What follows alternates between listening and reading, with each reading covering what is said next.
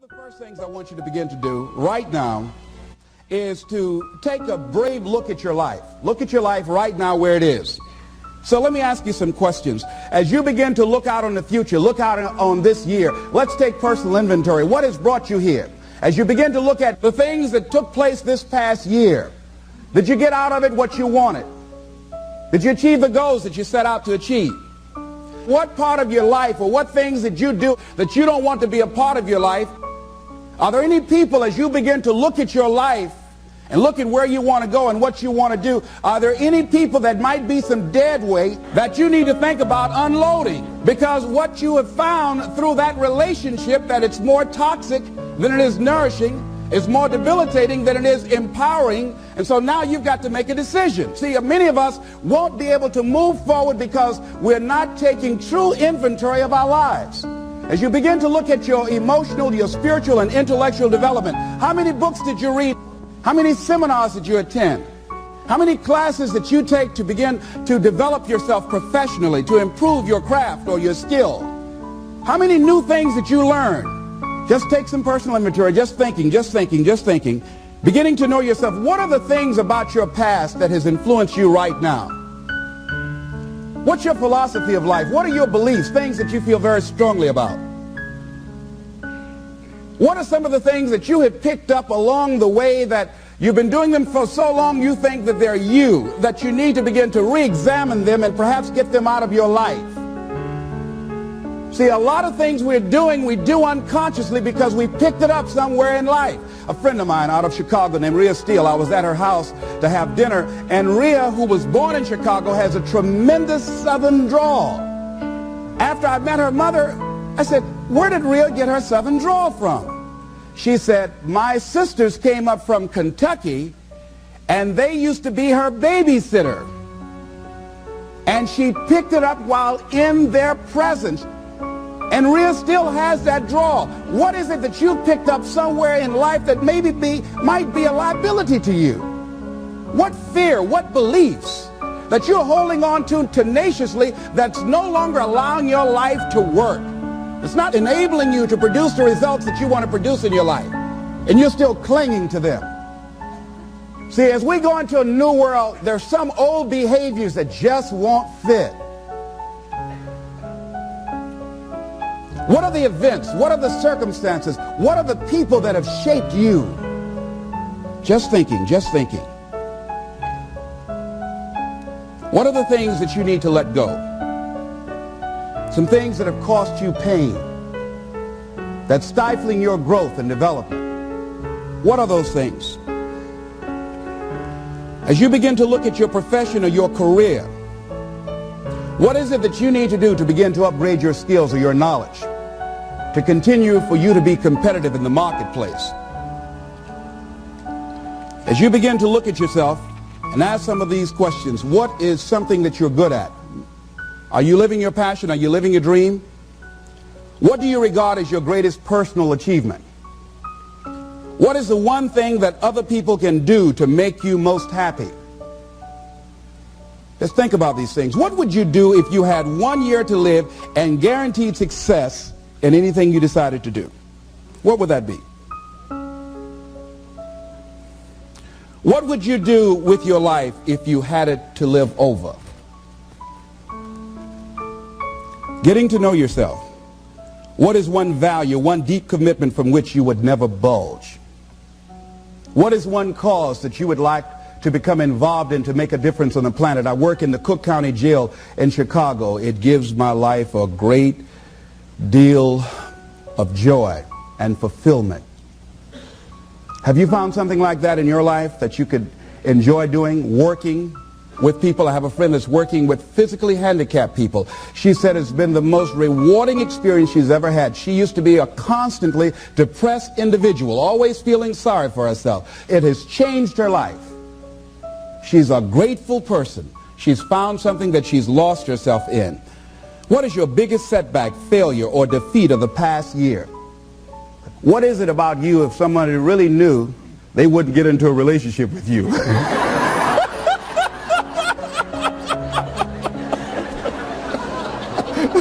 Now don't go tell it. But once you acknowledge what that is, then start working on it and changing it. Change that. It's easy to blame the other person, but start taking ownership for where you are. Are you proud of how you have been living your life? Have you explored your natural talents, your gifts, by enthusiastically trying a variety of activities? Ladies and gentlemen, a lot of us have so much talent and abilities, we just put them back on the back burner or just left them aside someplace. Never did anything with them, never brought them out here. Used to do them extremely well in high school or college, or just had a natural gift and never did anything with it. What are you sitting on? What gifts are you sitting on? Have you resigned yourself to a life feeling that nothing can be done to change your future or your circumstances? Have you been afraid to try something different because you're afraid of how people will react to you or what they will think? Those are some of the things that I suggest that you begin to answer yourself. Now, here are some things that I suggest that you begin to look at working on to develop your character. Some things that will give you some personal strength. Webster says character building activities. He says character, the pattern of behavior or personality found in an individual or group. Moral strength, self-discipline, fortitude. That's what's going to be required in order to begin to manifest your greatness. Now, looking at yourself, one of the things I'm suggesting you look at, what is it that you need to be in the process of doing more of or less of? Like being more direct. So I used to have a problem of not telling people what I actually thought because I didn't want to hurt anybody's feelings. Saying no without feeling guilty. More focused. So I used to be the jack of all trades and master of none. Used to do a lot of things. One year I decided to do one thing well. I looked at all of my talents and I decided the strongest one, my ability as a speaker, that's the one I'm going to focus on. But I'm capable of doing a lot of other things. But only when I decided to focus that I begin to reap the rewards of my talent. And then after you do that, you can begin to expand and use the other talents that you have. Deciding to keep your word. If you just decide, I'm going to keep my word. If I say something, I'm going to do it regardless. Being more considerate. More trusting. More disciplined.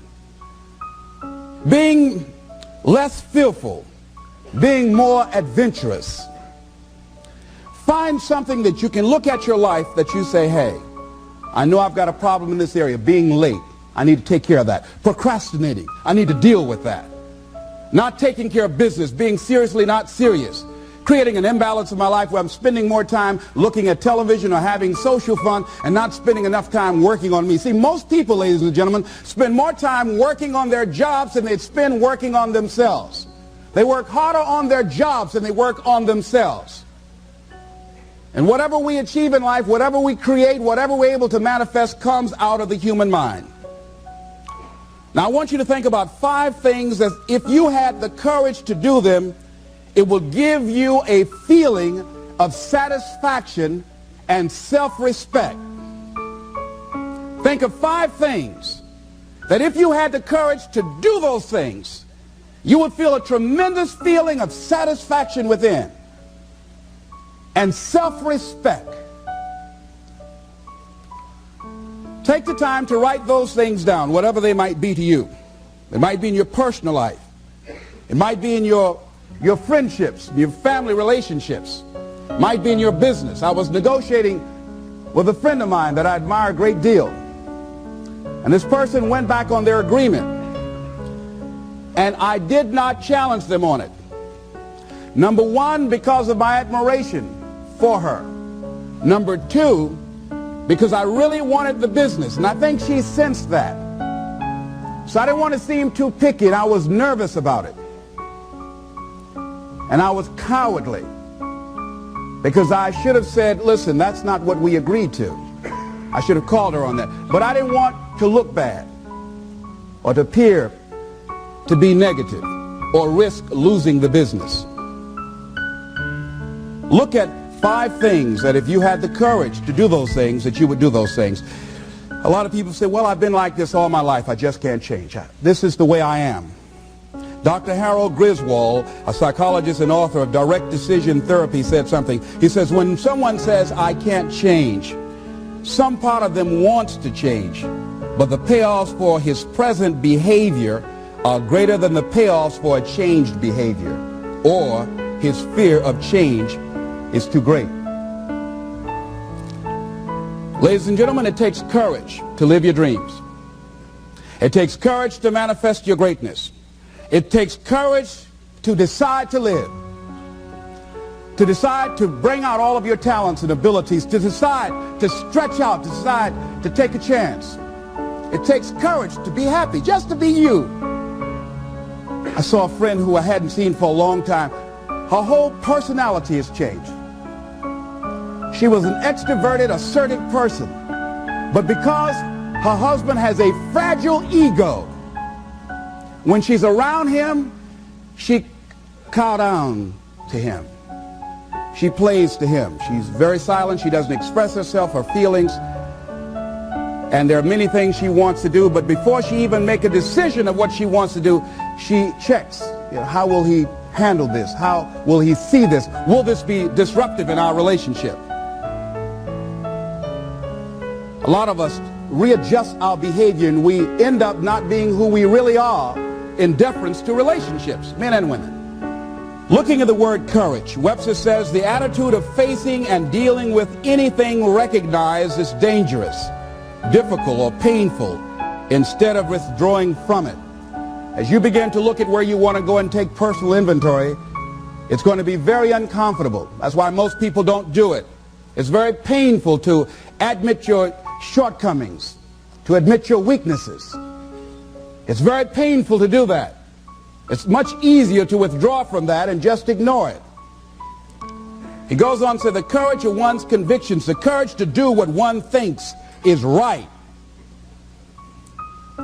As you begin to look at yourself and look at where you want to go with your life, it's very important for you to ask yourself a question as you look at various areas of your life. Is what you are doing right now, is it giving you what you want? If it's not giving you what you want, it's going to take courage to decide to do something differently. It takes courage to enjoy yourself. What are some of the self-defeating behaviors that we become involved in that prevent most people from enjoying themselves? Some people develop the what's the use attitude. Why bother? Some people have the I really don't care. And they convince themselves that they don't care and they don't feel anything. And after a while, they really don't feel anything. Their lives are empty. Some people say, well, it's really not worth the hassle. Just too hard. It doesn't bother me anymore. The fact that I'm not living out my dream. The fact that I'm capable of doing more and I'm not doing it. The fact that I'm content but I'm not fulfilled. The fact that I'm not living my dream. Tom Rusk and Randy Reed in a book called I Want to Change But I Don't Know How said, people go through life many times playing it safe. He says that's the secret hope, that they say to themselves, if I never let myself feel too good, maybe I'll never get hurt too badly.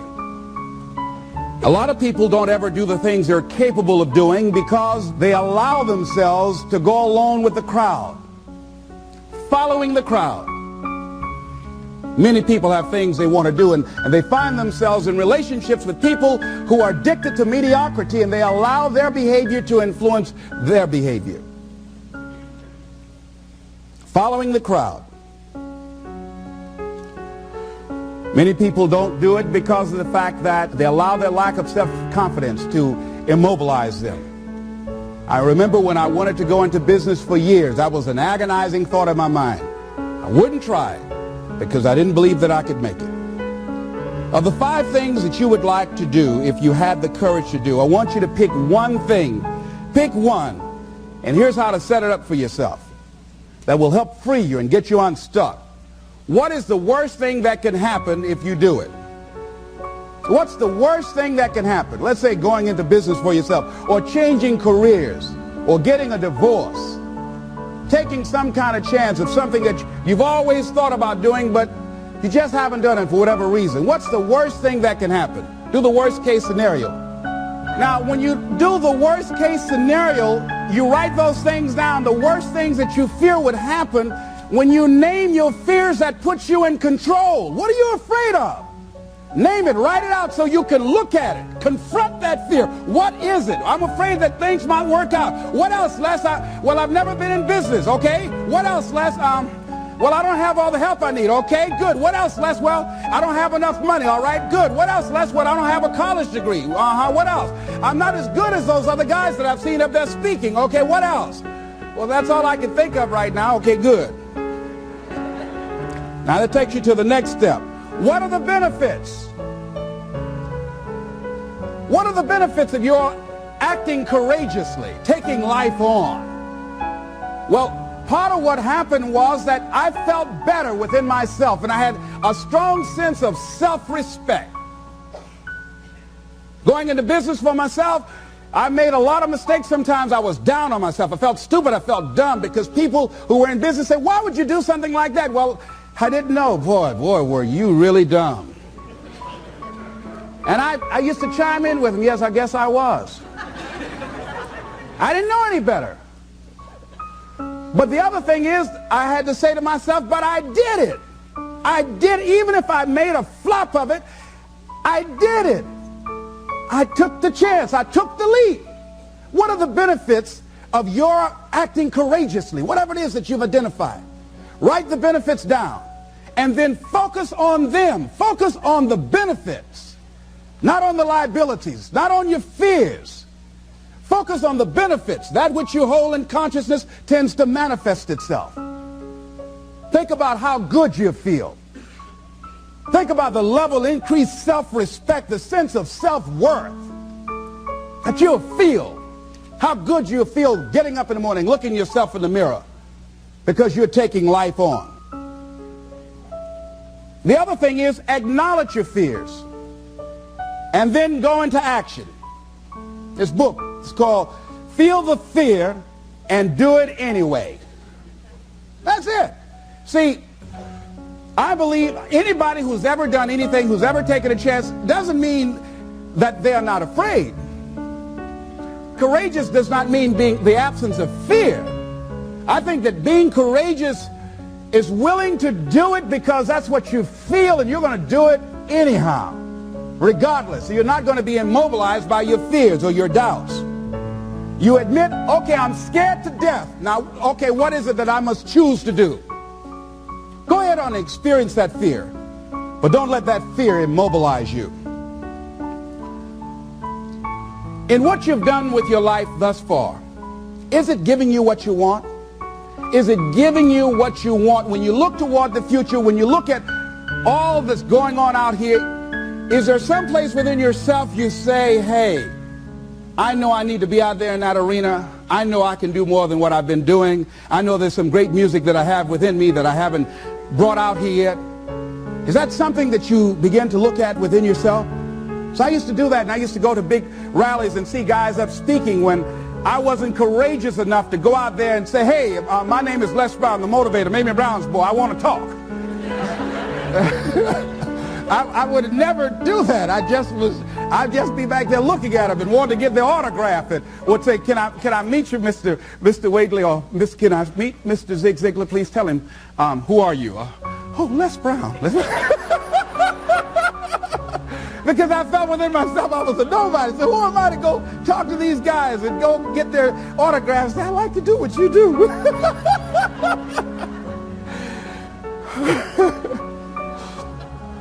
See, I say if you look at your life, and if you're not getting what you want, you owe it to yourself to do something differently.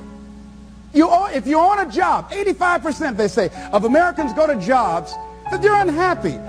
If you're doing something 8 hours a day that you don't like, it's not giving you what you want, it's not giving you a strong feeling of satisfaction and fulfillment, you're miserable, you hate to go there, you're depressed just thinking about it, you sing the Thank God It's Friday song every week, it's giving you headaches, just thinking about it on Sunday afternoon after the football game goes off.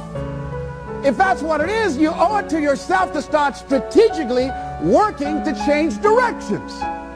See, but you know what most people will do? Most people will resist change.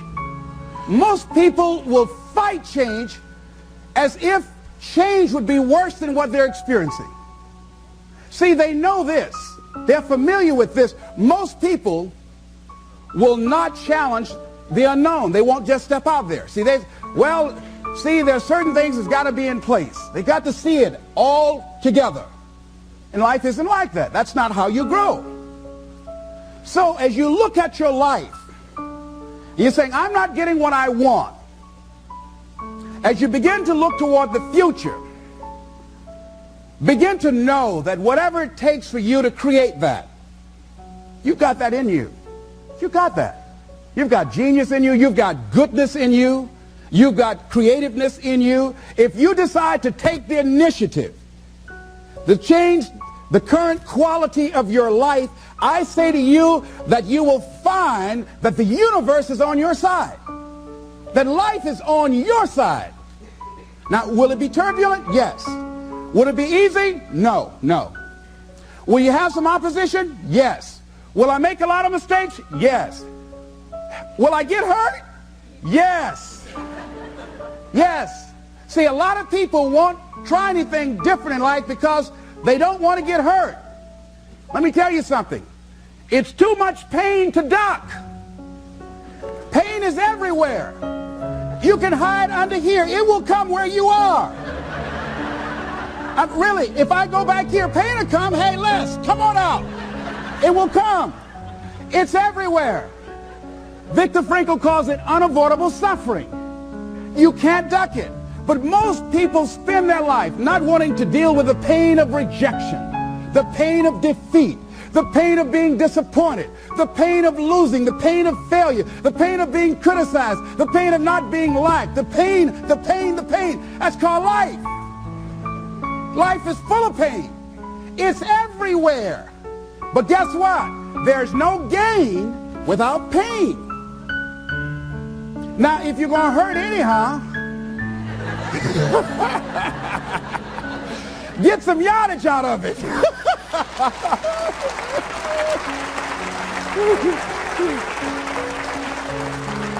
Because it's the pain of regret that you experience.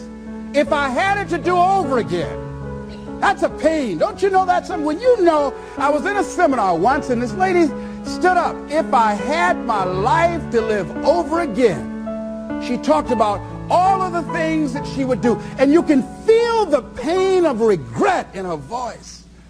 The pain of regret. She still experienced pain. She was trying not to experience the pain of defeat, the pain of disappointment, the pain of loss, the pain of lack of support. And she still experienced pain. It was right there. We can't get around it. Most people are governed by their habits, their fears, and the opinions of others. A lot of people never try anything differently because they have been convinced by people in their lives that they value that they can't do it.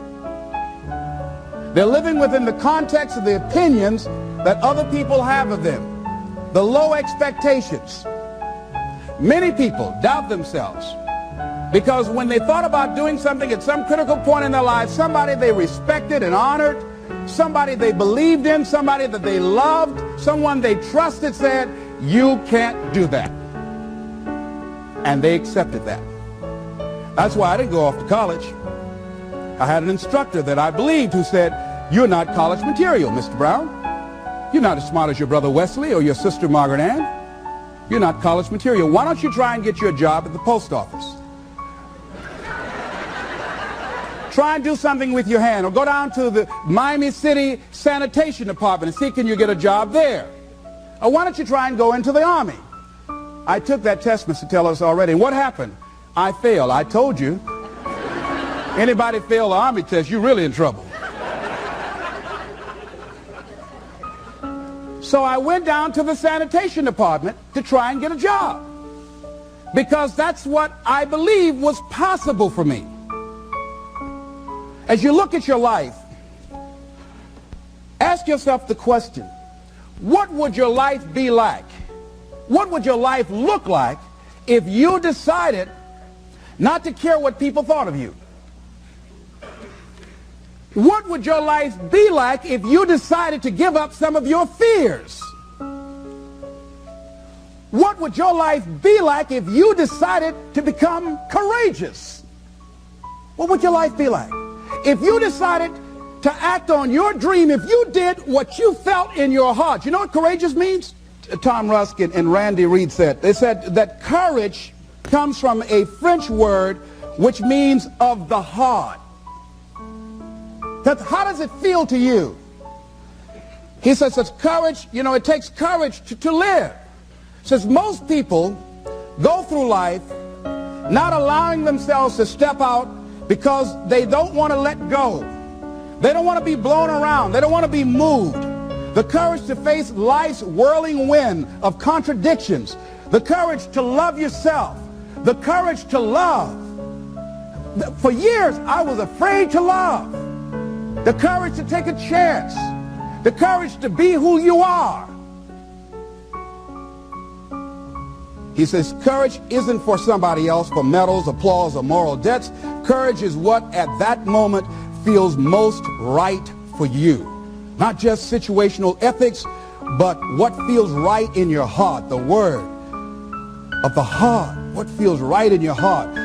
One great philosopher says, cowards die many times before their deaths. The valiant never taste of death but once.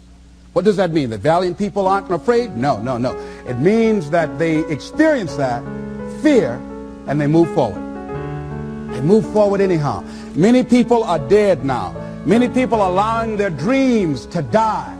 Many people are allowing their ideas to lie dormant and collect dust. Many people have all this talent and ability that they are allowing to be buried inside of them, that they will take with them to their graves because they didn't have the courage to be who they are.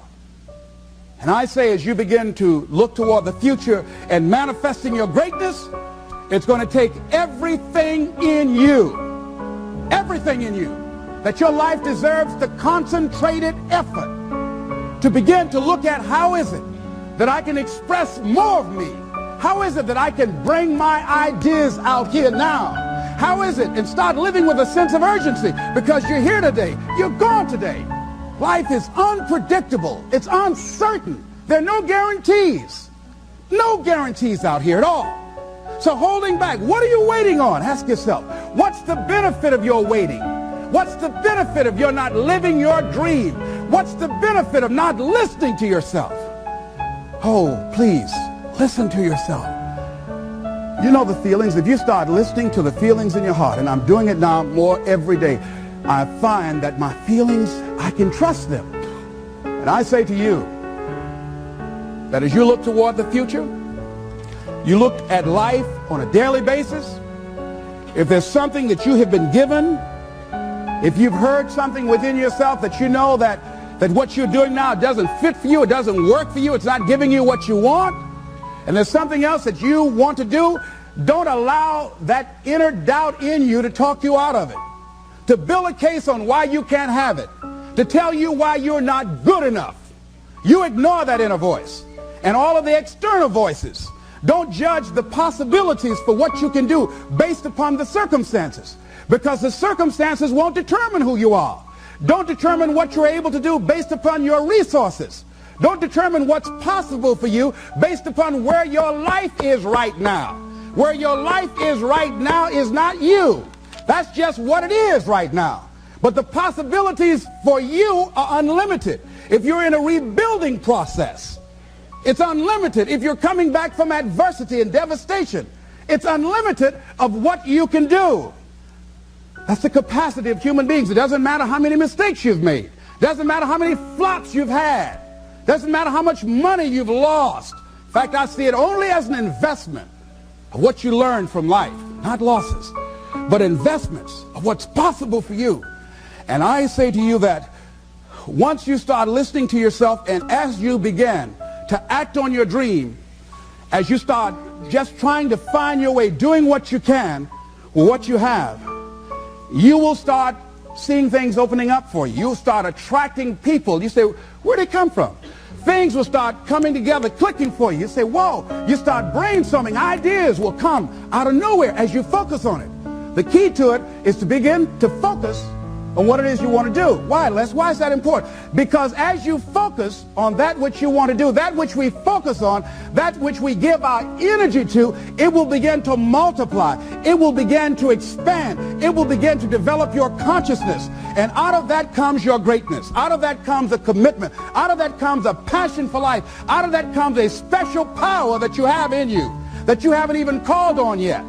See, the powers that we have will never reveal themselves if we don't challenge them, if we don't put ourselves in a position where we have to use them. So one of the most important things is reading a book that's a really interesting book called Instant Millionaire, and the guy said, put yourself in a position where you can't retreat, where it's do or die, sink or swim. Here's what you'll find out.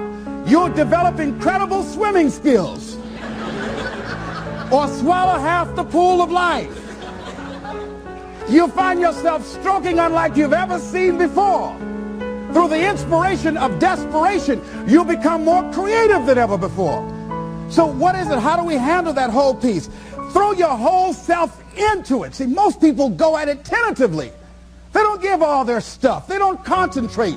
They don't put everything they've got in them. One guy wrote a book called All You Can Do Is All You Can Do. And all you can do is enough. But he said, make sure you do all you can do. And if we're honest this evening, we know that we haven't done all we can do. So as we look at the future, we can decide that from this day forward, as I look at my personal relationships, if I look at my professional relationships, if I look at my family relationships, as I look at all the dimensions of my life, looking at myself mentally, emotionally, and spiritually, I'm going to do all I can do to develop me, to bring my talent out here, to make a contribution to life. I don't know what you want to do. Here's what I know about you. That you've got greatness within you. As you look toward the future and developing your greatness, begin to know that your life is worth the effort. Is it easy? No. Is it worth it? Yes. Yes, your life is worth it.